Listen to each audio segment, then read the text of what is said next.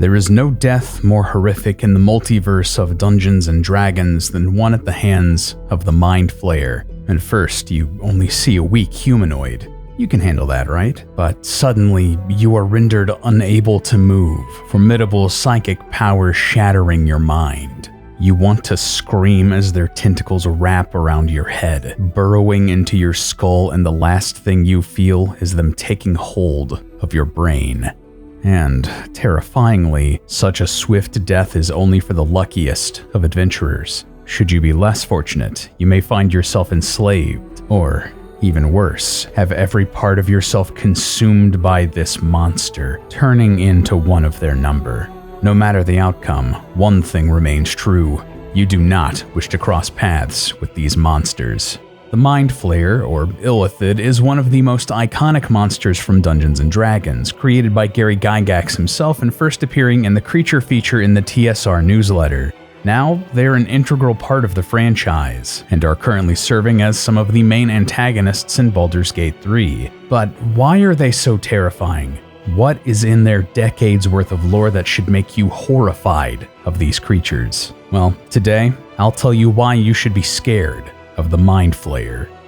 Hey there, my name is Lee, and welcome to Full Motion Videos, where we cover the lore, secrets, trivia, and smaller stories of your favorite sci-fi, fantasy, and superhero franchises. We're talking everything from D&D to Warcraft to Star Wars, so if that sounds like your thing, why not subscribe? But with the shameless self-plugging out of the way, let's get into it. There are few creatures that rightly inspire as much fear as the Mind Flayer, or as they are known amongst themselves, the Illithid. The Illithid are not just a danger lurking underground to deter adventurers from questing too greedily and too deep. No, at least in the world of the Forgotten Realms, they were once a scourge across countless worlds, destroyers and enslavers of endless sentient creatures as they voyaged through dimensions. In eons past, the Illithid controlled empires that spanned entire planets, subjugating whole races of humanoids and warping them to their desire. Using their psionic abilities, a Mind Flayer is able to bend an independent creature and reshape them into a mindlessly obedient thrall, following all of its instructions in a state of dark, hopeless, dreamlike trance. Just a few of the people suppressed under the thumb of the Illithid during the height of their power include the Githyanki and the Githzerai, and with each world they conquered, the Illithid became more powerful, more intelligent and cunning, a cycle that seemed impossible to stop. However, one can only survive cruelty for so long, and eventually the Gith developed a resistance to the Illithid's psionic abilities, rising up against their masters and killing them almost to a man. The only reason any Illithid still lived was a civil war amongst the Gith, a disruption that allowed several Mind Flayers to retreat underground, hidden from sight. Since the fall of their interdimensional empires, the Illithid have remained in small collectives, finding refuge on the material plane, as creatures who hate sunlight and all of those who bask within it. Most commonly, they reside within the cavernous Underdark, plotting their next conquest and return to glory. Every Illithid possesses psionic powers of the mind, which they partially use to communicate telepathically with creatures who speak any language. This ability to tap into another creature's mind also enables the mental domination and control of captured creatures, most commonly troglodytes, grimlocks, quaggoths, and ogres, issuing these thralls their commands through these telepathic means. Amongst the most feared abilities of the Illithid, whispered about in taverns and guard barracks alike, is the Mind Blast, which, fittingly enough, they use to shatter the minds of their foes. The preferred attack of the Illithid, this is a massive wave of psychic energy that they can magically emit in a 60-foot cone. Any creature caught within the Mind Blast that is not able to mentally withstand it can be stunned for up to an entire minute, more than enough time for the Illithid to harvest their brain and leave their body to die. This power alone has caused many an adventuring party to enter a dungeon and never return. Despite an exterior of collected calm, Illithid feel intense emotions that are almost completely internalized. They may appear level-headed, but in reality, be a raging cauldron of emotion just underneath. Tragically, almost all of an Illithid's emotions are negative: anger, fear, envy, hate, shame, pride, and anxiety. The closest an average Illithid comes to experience joy is the euphoria of eating a brain, though even then, it's mixed with a sadistic pleasure and hateful contempt. This onslaught of negative emotional states color an illithid's every thought and perception. Because it knows no happiness, it does not plan for it. All it wants is to fulfill its twisted sense of pride or duty to its master elder brain. Some illithid are solitary masterminds of small, personal entourages of weak-minded thralls, doing their bidding as they tinker away at their own dark plans and designs. They are coldly self-serving and think nothing of sacrificing treasure or companions to save themselves. For example, in battle, if an illithid is met with strong resistance, it avoids initial combat itself while sending its thralls into attack instead, knowing that they will literally fall on a sword to save their master and allow their escape. Though smarter illithid will always keep one thrall at its side to act as a literal meat shield. A Mind Flayer will immediately retreat if an encounter is going against it, teleporting away if it is able and leaving its thralls to die.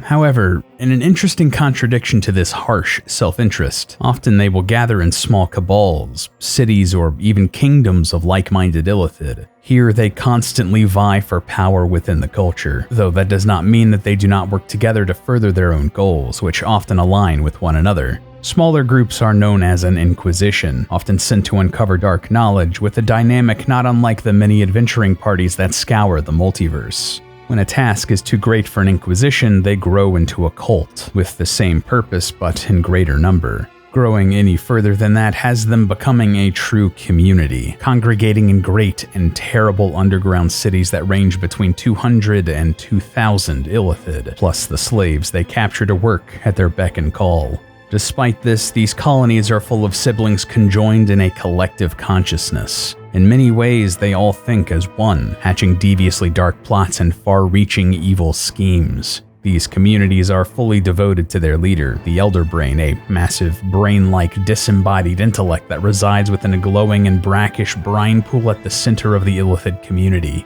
This Elder Brain leads a hive mind of these creatures, acting as a central hub able to hold multiple mental conversations at once as it telepathically dictates its desires to all individual Mind Flayers within 2 to 5 miles, depending on the age and power of the Elder Brain. In many ways, it is likened to the brain of a living body, the colony acting as a single organism, with each illithid the digit of a hand.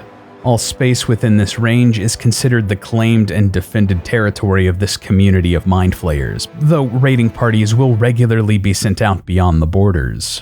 Any illithid who go against the Elder Brain's wishes or dissents from its consensus are thrown out as rogues and outcasts, left miserable and alone as it yearns for the community it has lost. As you can tell, Mind Flayers are not kind creatures, and in terms of alignment, most would be firmly planted in the lawful evil quadrant, though some may deviate from that norm. Regardless, most are arrogant, viewing all other sentient species only as cattle to be fed upon or fodder to use during their reproduction.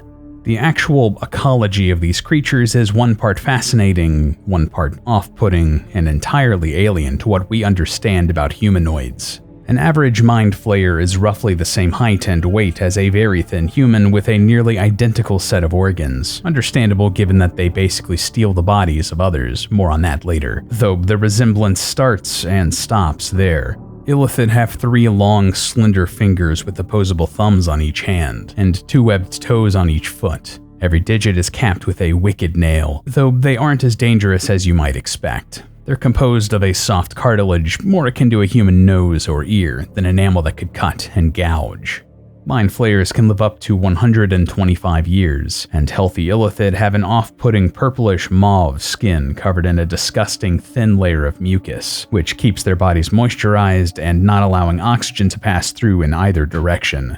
However, this slime has another insidious purpose. It also enhances an illithid's psionic abilities, while dampening the effects of magic on the illithid. As a result, almost all Mind Flayers have an innate resistance to magic. Unfortunately, any attempts to harvest the mucus typically ends in failure, despite rumors that it can be a potent reagent in psychic potions. The most obvious physical distinguisher of an illithid is the monstrous head that sits upon its shoulders. 2 uniformly pale eyes gaze out without pupils, sheltered beneath a prominent bow as it searches for its next victim.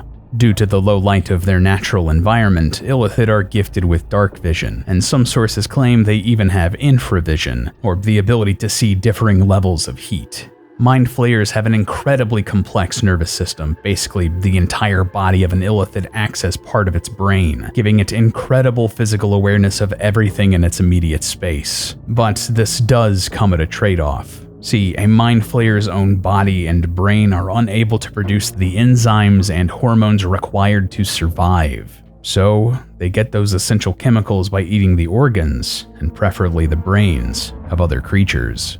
4 tentacles between 2 and 4 feet long each snake out from their octopod head, twirling and flexing in hungering anticipation as they catch sight of a sentient creature. These tentacles are able to lash out psychically, and if they strike a target, there's a chance they will be grappled and mentally stunned by the Illithid. It's at this point that we discover the reason these beasts are colloquially known as Mind Flayers. Once a hold of their victim's head, the tentacles will search for ways to penetrate the skull, using enzymes stored within ducts inside of them to dissolve through the skin and skull as if they were clay. Thankfully, the enzyme is unstable and cannot survive more than the briefest contact with air. The tentacles will then seek out the brain, curling around it, pulling on it, sucking the brain through the same duct as the enzyme as it's deposited underneath the tentacles into a horrible, toothy maw that rips and tears into the brain. If their victim is unable to free themselves from the grasp of the Mind Flayer, something that is possible but difficult, their brain will be torn from their head and eaten. This can take anywhere between 6 and 24 seconds, and once the brain has been consumed, the victim dies a horrific death. I'm unsure if this makes it more or less terrifying, but Illithid don't just subsist on the brains of their victims. They literally hunger for the minds of other humanoids. As mentioned, though they can eat other organs, they rarely want to, as the brain provides the most enzymes, hormones, and psychic energy necessary for their survival. And if they're injured, the act of eating a brain can even heal them in many cases. After consuming a brain, the Illithid also devours the memories, personalities, and innermost fears of their victim. All of the experiences of that person, their skills and talents, then become part of the Illithid. Frighteningly, given the implications of their hive mind society, that victim's thoughts and memories will then be shared with every Illithid connected to its elder brain. Victims killed in this way are the lucky ones. Sometimes an Illithid will only harvest a brain rather than devour it, using it on alien experimentations or perhaps transforming it into an intellect devourer to keep as a pet or minion. On the surface, they seem to be warm-blooded amphibians, and even spend the first decade or so of their life as tadpoles. Illithid are hermaphroditic, reproducing asexually, though some sources say that each Mind Flayer can only produce a single tadpole in its entire life. This isn't actually true. Though the Illithid do only reproduce between 1 and 3 times during their lifetime, when they do, they lay a clutch of hundreds or sometimes even thousands of clear eggs, stuck together by the Illithid's mucus and attached to the side of the elder brain's brine pool. After about a month, they hatch and enter the tadpole phase, where they swim within the pool, gathering strength and intelligence, all while competing for resources with their fellow tadpoles, this being a slurry made from the brains of victims occasionally deposited into the pool by adult Illithid. Only the most powerful survive into adulthood, maybe 1 in 1,000, as the others are consumed by the elder brain. But even that is not a pleasant or simple process. In fact, this transition into maturity involves the death and sacrifice of another sentient being, in a process known as seramorphosis. If the Illithid capture a particularly powerful enemy, it may be deemed worthy to become a Mind Flayer itself in a painful procedure. An Illithid will strap their chosen onto a table, pluck from the pool an Illithid tadpole that has grown into maturity, and then place it on the chosen's head. The tadpole, now resembling an elongated miniature octopus, will then crawl towards any orifice it can find, an eye, an ear, a nostril, whatever works best, burrowing its way to the brain.